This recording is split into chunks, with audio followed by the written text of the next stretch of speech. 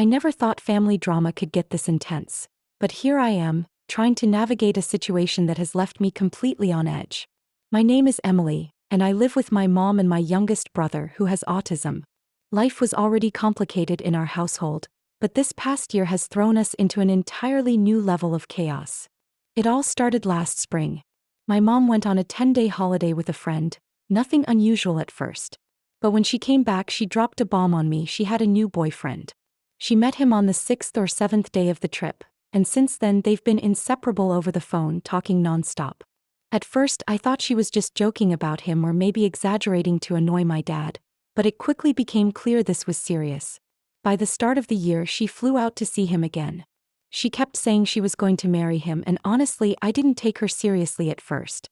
I've heard her talk about relationships and potential weddings before, but this time she really did it.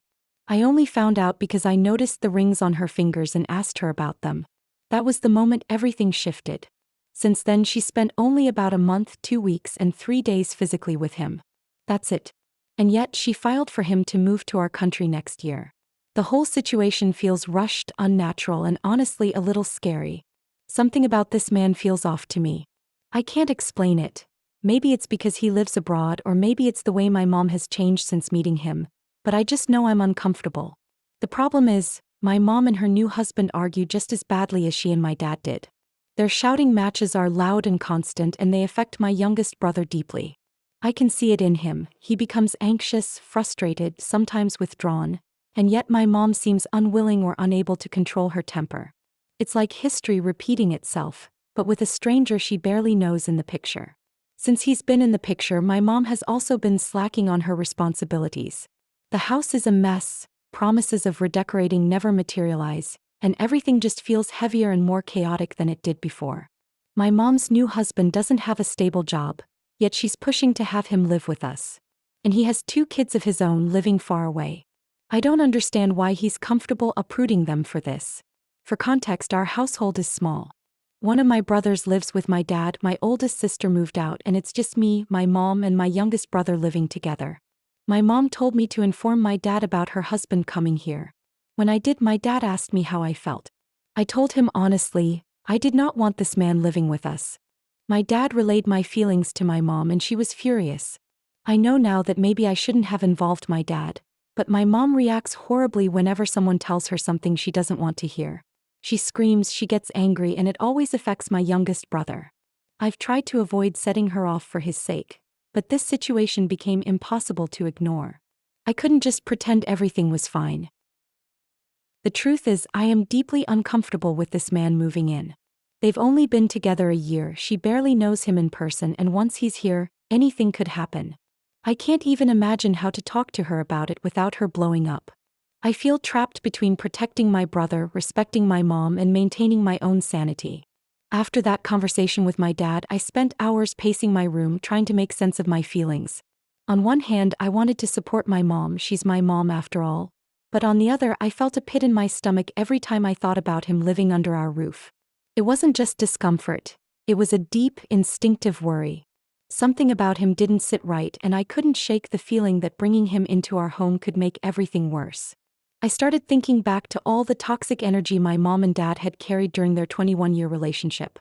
I remembered the constant yelling, the tension in the house, the silent treatment after arguments. And now, with this man who had been in her life for less than a year, it felt like history was repeating itself. I could already hear the potential arguments echoing in my mind, see my youngest brother becoming anxious, overwhelmed, and upset. Every night since the news, I've watched my little brother closely. His routines are disrupted, he flinches at sudden movements, and the anxiety in his eyes tells me more than any words ever could. I know he senses tension and conflict in ways most people don't, and I fear what living with this man could do to him. Protecting him has become my priority, even above trying to keep the peace with my mom. I considered talking to my mom directly about my concerns, but I quickly dismissed the idea. Every time I tried, she would react with anger, screaming, and hurtful words. I've seen it before, and I know it affects my brother far more than it affects her. I can't risk putting him through that, even if it means staying silent for now. Instead, I confided in my dad. I told him everything: the anxiety, the fears, the instinct that something about this man felt wrong. I explained how it would affect my youngest brother in our home. I tried to be rational, calm, and respectful, but also honest. My dad listened, and for the first time I felt a little relief. He didn't dismiss me, and he understood the stakes in a way that gave me a small sense of hope. Even after talking to him, though, nothing felt resolved. I could still feel the tension simmering just below the surface. Every day became a careful balancing act. I had to keep my youngest brother calm, manage my own anxiety, and anticipate my mom's reactions. I knew she would see my opposition as a personal attack, and I was bracing myself for the emotional fallout that was inevitable once she realized I had voiced my concerns to my dad. Each day the house felt heavier. The clutter that had once been manageable now seemed suffocating. My mom's promises of redecorating and cleaning went unfulfilled, and it felt like the energy in the house was shifting in a negative direction. I couldn't help but notice how much more stressed my youngest brother seemed, how much more cautious I had to be, and how little control I actually had over the situation.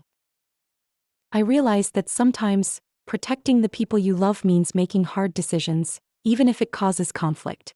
I may not have been able to stop my mom from marrying this man, but I could do something to protect my brother and myself. That meant standing firm even if it made her angry. A few days later, the situation reached a breaking point. My mom had just returned from one of her visits with him, and the tension in the house was palpable. I could feel it in every room, the air thick, my youngest brother restless and anxious, and me on edge, bracing myself for whatever came next. She started talking about him moving here next year, and I felt a lump form in my throat. I knew I had to act, but I also knew that confronting her directly would likely end in screaming and chaos. I tried to stay calm, repeating the reasons I was uncomfortable to myself. They've only been together a year, they barely know each other in person, he has 2 children of his own living far away, and most importantly, my youngest brother is affected by every argument, every raised voice, every tense moment. The next morning, I gathered the courage to talk to my dad again. I explained how deeply anxious I felt about the idea of him moving in and how my youngest brother's well-being was at risk. I tried to present it as carefully as possible, emphasizing concern rather than criticism. My dad listened quietly and nodded. He understood. For the first time, I felt like someone on my side, someone who could help navigate this without my mom exploding at me. But of course, it wasn't that simple. When my mom found out I had spoken to my dad, she was furious. Her anger was instant, loud, and overwhelming. She yelled at me, accused me of betraying her, and for a moment, I could see that familiar fire in her eyes, the same intensity that had made our household so volatile years ago. My heart sank, knowing my youngest brother would feel this tension even more than I did. I tried to stay calm, reminding myself to breathe, to not escalate, and to protect my brother first. I didn't respond in anger, even when she screamed and accused me of undermining her. I focused on the facts, on what I knew. This man moving in would disrupt our home, our routines, and most importantly, our safety and well-being. Over the next few weeks, the tension simmered but didn't explode into chaos. My dad supported me quietly, helping to mediate when needed. I focused on keeping my youngest brother calm and maintaining as much normalcy as possible. Every day was a careful balance. I had to protect him, navigate my mom's temper, and keep myself sane. It was exhausting, emotionally draining, and sometimes lonely, but I knew I was doing the right thing. I realized that sometimes standing up for what's right isn't about making everyone happy. It's about protecting the people who depend on you the most. In my case, that was my youngest brother. As the weeks went by, I started noticing small changes. My dad continued to support me quietly, speaking to my mom when necessary and helping to keep the peace. I began to realize that having an ally, even if it wasn't in the moment of conflict, made a huge difference. I could focus more on my youngest brother, on keeping routine stable, and on creating as calm an environment as possible in our home. One evening, my mom and I had a rare moment alone. She seemed quieter than usual, almost reflective. I didn't want to push her or reignite an argument, so I simply listened and stayed calm.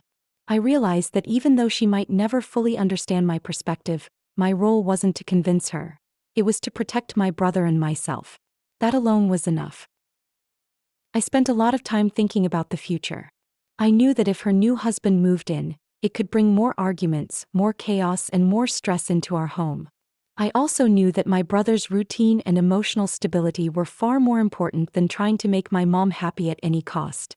It was a tough balance to accept, but over time I felt a sense of clarity and determination.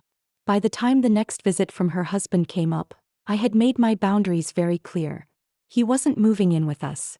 My dad had made sure my mom understood the seriousness of the situation. Surprisingly, it seemed to work. While my mom wasn't thrilled, she respected the line we had drawn. For the first time, I felt a sense of relief, like a weight had been lifted from my shoulders. Thanksgiving, birthdays, and small family gatherings became manageable again. My youngest brother was calmer, happier, and more secure. I had learned that boundaries, even with family, were necessary for our well-being. It wasn't about control or rebellion. It was about safety, stability, and love. In quiet moments, I reflected on everything that had happened. The arguments, the fear, the anxiety. I realized that the hardest decisions were often the right ones. Protecting your loved ones sometimes means facing conflict head-on, even when it's uncomfortable. Sometimes the most important thing you can do is stand firm, even if it makes others upset. Over time, the tension in the house began to ease. My mom still had her opinions and she wasn't thrilled about my boundaries, but she started to accept them. The reality of our household, the routines, the responsibilities, and the well-being of my youngest brother was impossible to ignore. My dad continued to provide quiet support, and that made a huge difference. One evening, as I watched my youngest brother playing happily in the living room, I realized just how far we had come.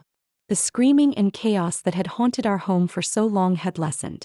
The stress in the air had lifted, replaced with small moments of peace. I felt a sense of accomplishment even though no one else might have recognized it. I had done something difficult, something that no one else could have done for him. I thought back to the first time I voiced my concerns to my dad. I remembered the fear, the anxiety, and the guilt I felt for betraying my mom.